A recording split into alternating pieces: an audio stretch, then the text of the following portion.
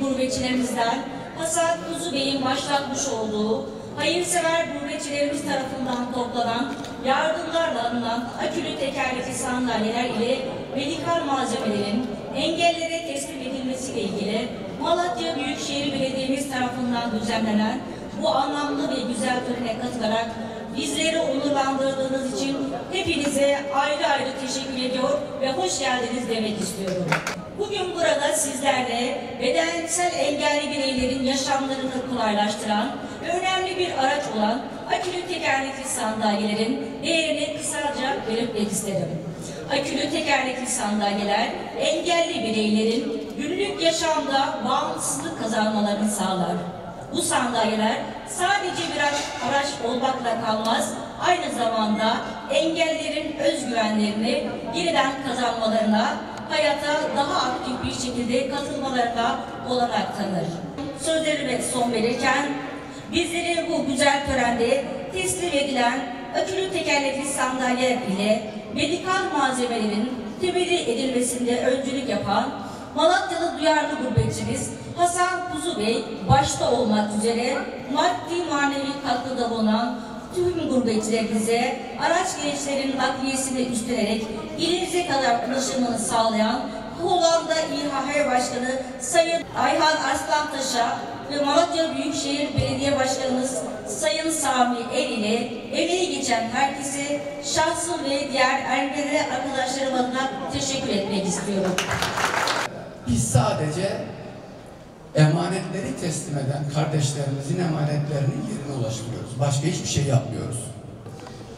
Hepimizin de bizzati içinde bulunduğu, birebir yaşadığı deprem zamanını bizler de gurbetçi kardeşleriniz olarak inanın orada en derinden hissettik ve bizzati can damar olmak için seferber olduk. Daha depremin ilk günlerinden Hatay'dan Malatya'ya 11 ilde gönüllerimizi yolladık, acil yardım çalışmaları yaptık. Çalışmalarından bir başkası da tabii ki akülü engelli arabalar projesi. Bugün bilhassa Hasan Kuzu beyefendimiz, abimiz sayesinde bizler öncülük etti kendisi. Malatya'ya 50 adet akülü engelli arabası getirdik. Öncelikle belediye başkanımız, onun dışında Sosyal Yardımlaşma Vakfımız, belediyemizin ilgili kurumları, bu çalışmada Hollanda ve Almanya ayağında öncülüğünü çeken kıymetli abimiz, Hasan abimiz, Türkiye tarafında bu projeyi buraya getirmek için gece gündüz çaba eden bazı kahramanlar var. Onlara ve tabii ki sizlere teşekkürü borç bilirim. Biz toplum olarak değerli kardeşlerim gerçekten kadir-şinas bir milletiz. 6 Şubat depremiyle birlikte elbette ki Allah'a hamdolsun güçlü bir devletimiz, güçlü bir liderimiz ve onun öncülüğünde hemen Malatya'nın da değil tabii bütün deprem bölgelerinde hemen harekete geçip organize olup deprem ertesi hemen insanlarımızın yaralarına derman olmaya çalıştı devletimiz. Tabii sadece devletimiz, kamu kurumlarımız değil. Elbette ki bunlardan önemli payda bizim STK'larımız, bizim insanımızın kadir-şinaslığı, yardımseverliği gerçekten takdire şayan bir duygudur.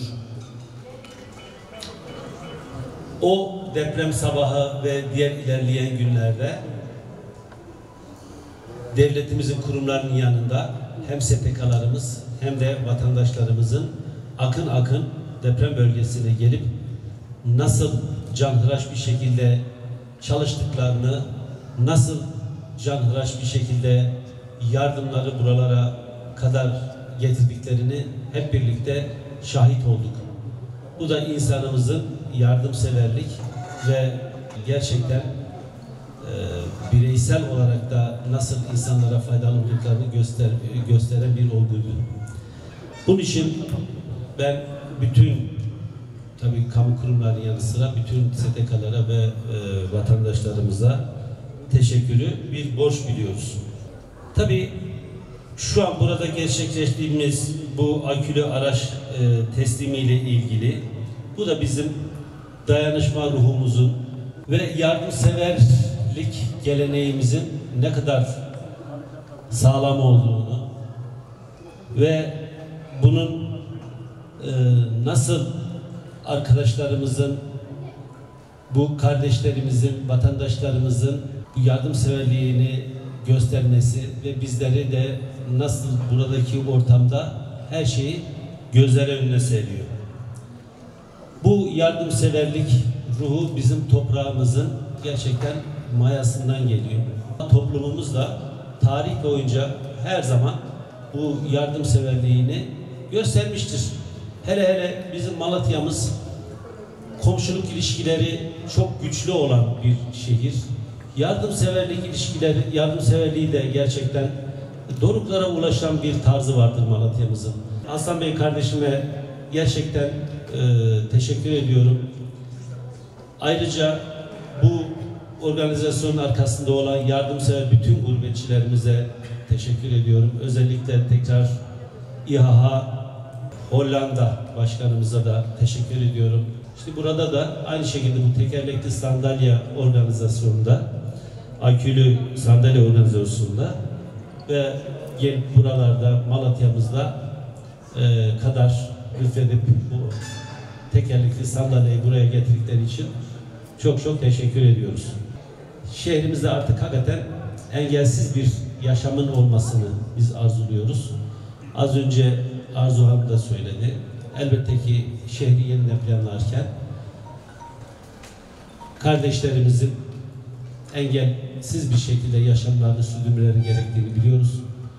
Yollarıyla, kaldırımlarıyla, engellere yönelik yapacağımız hizmetler, işte projelerimiz var. Allah'ın izniyle en iyisini yapacağız. Engelsiz yaşam merkezleri, engellilere yönelik bir takım projelerimiz var.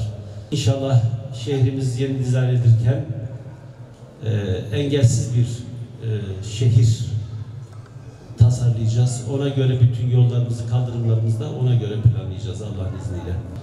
Evet, ben bu duygularla hepinizi tekrar sevgi, saygı ve muhabbetle selamlıyorum. Her şey gönlünüzce olsun. Bütün yaşamınız kolay olsun.